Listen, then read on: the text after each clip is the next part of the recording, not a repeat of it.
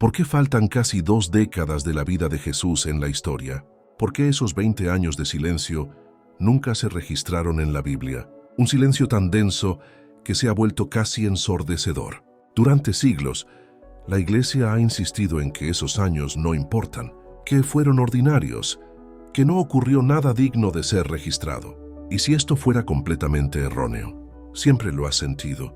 Un hombre no sale del anonimato a los 30, años con enseñanzas lo suficientemente poderosas como para cambiar la conciencia humana, alterar las líneas temporales y cambiar el mundo para siempre, a menos que algo extraordinario sucediera primero en las sombras, en silencio.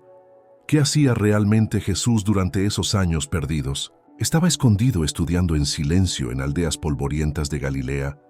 ¿O viajaba por el mundo absorbiendo la sabiduría de tradiciones que nunca quisieron que conectaras con su nombre?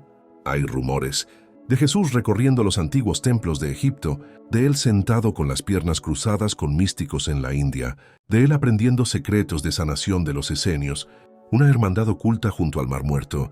Algunos incluso afirman que llegó hasta el Tíbet, donde las llamas aún cuentan historias, de un hombre santo de Occidente que llegó en busca del Dharma. Y en Glastonbury, en las verdes colinas de Gran Bretaña, las leyendas hablan de un joven Jesús que cruzó los mares con comerciantes, dejando huellas que un día se entrelazarían con los mitos del Santo Grial. Si al menos una parte de esto es cierto, entonces el Jesús del que te hablaron es solo la mitad de la historia.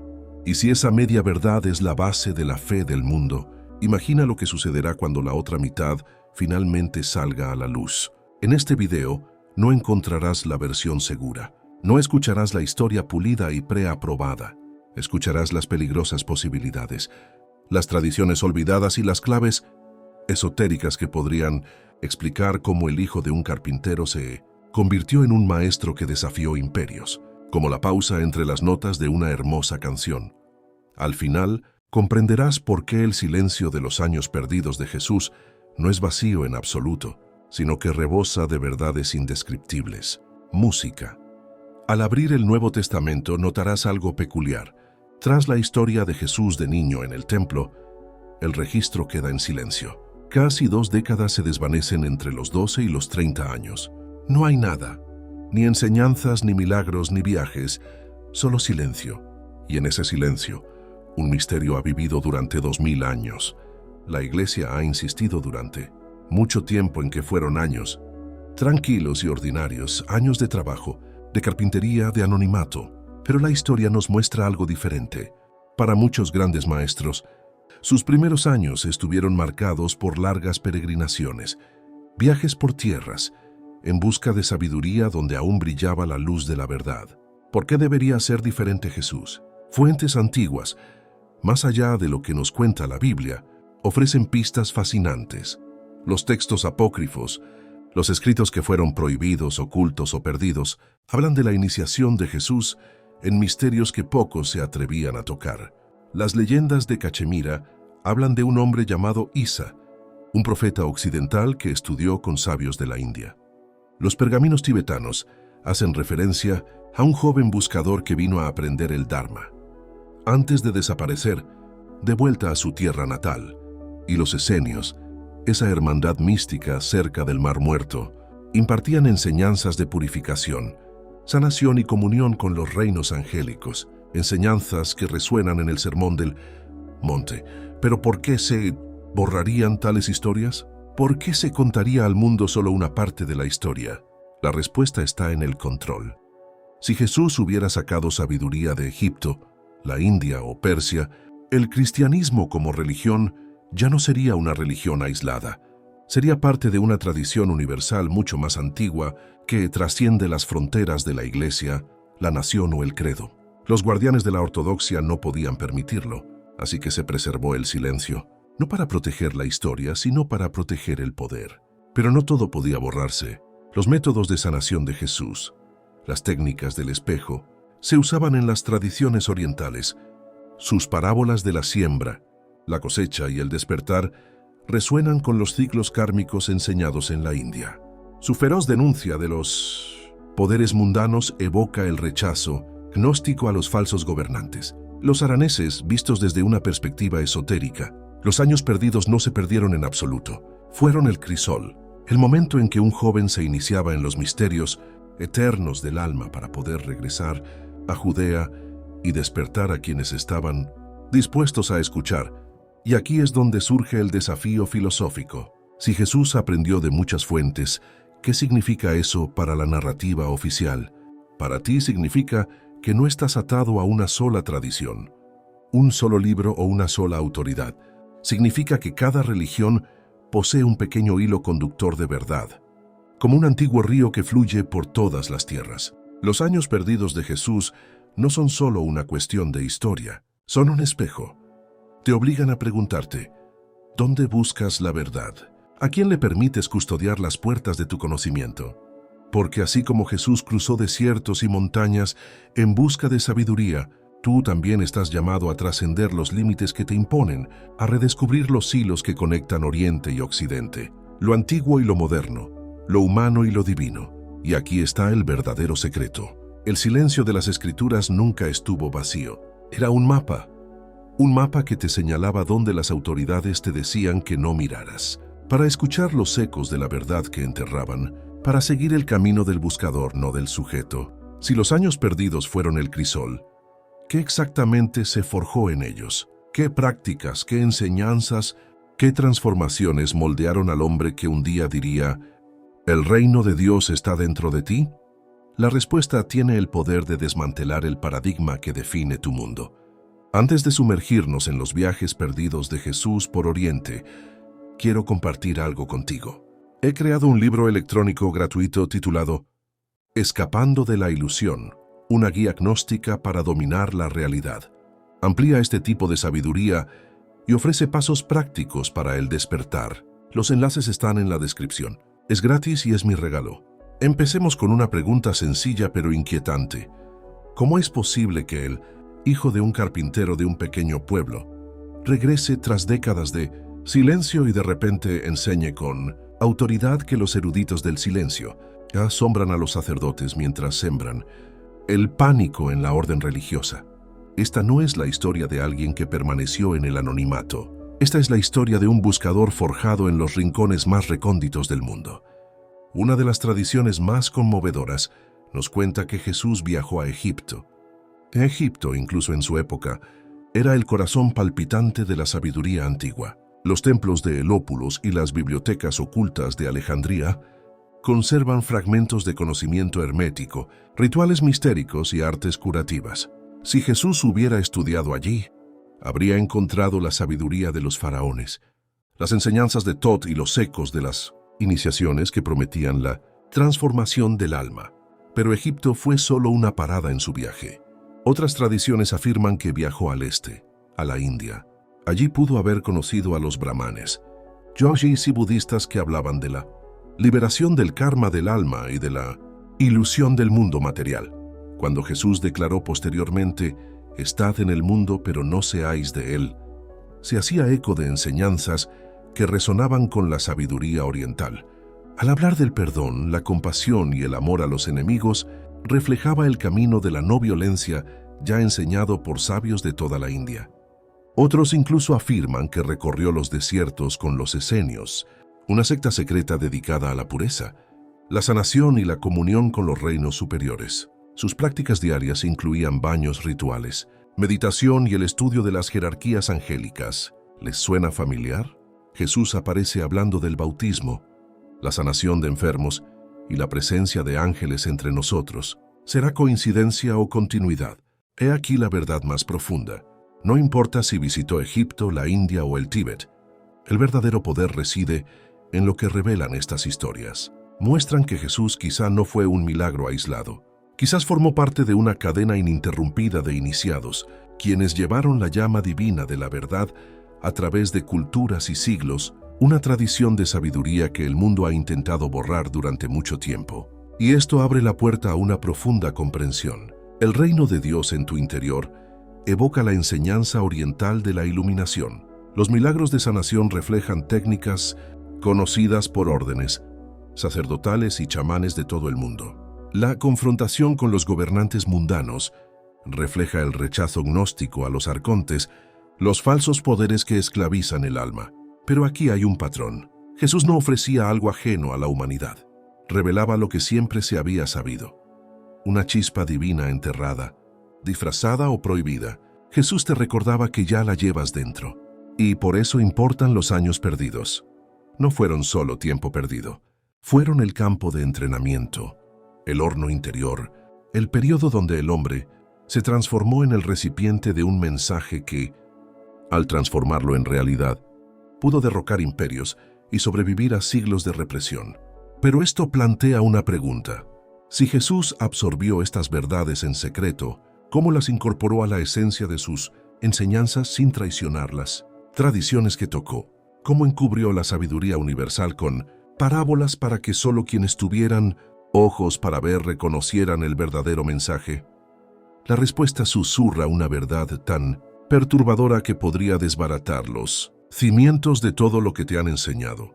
Piensa por un momento en cómo enseñaba Jesús. No escribió ningún libro, no dejó un manifiesto. En cambio, hablaba en parábolas, historias que parecían simples en la superficie, pero que contenían un profundo significado que solo los que habían despertado podían comprender. ¿Por qué?